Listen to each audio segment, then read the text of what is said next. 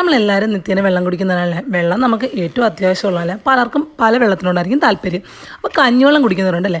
കഞ്ഞിവെള്ളം കുടിക്കുന്നവരെ തിളങ്ങുന്ന ചർമ്മം കിട്ടാനും നമ്മുടെ ആരോഗ്യമുള്ള മുടിക്കും അതുപോലെ തന്നെ നല്ല എനർജി കിട്ടാനും കഞ്ഞിവെള്ളം ബെസ്റ്റാണ്. പഴമക്കാരൊക്കെ ഏറ്റവും കൂടുതൽ ഉപയോഗിച്ചുകൊണ്ടിരുന്ന കഞ്ഞിവെള്ളം കേട്ടോ. അവരുടെ ആരോഗ്യ രഹസ്യം അതുതന്നെയാണ്.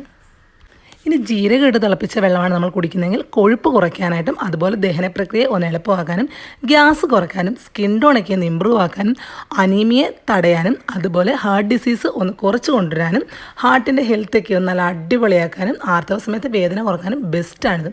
ഇനി പുതിന വെള്ളം കുടിച്ചാലോ പുതിനയിട്ട് തിളപ്പിച്ച വെള്ളം ദഹനത്തിനും അതുപോലെ ഇമ്മ്യൂണിറ്റി പവർ കൂട്ടാനും അതുപോലെ ആസ്മയ്ക്കും ഏറ്റവും ബെസ്റ്റാണ്.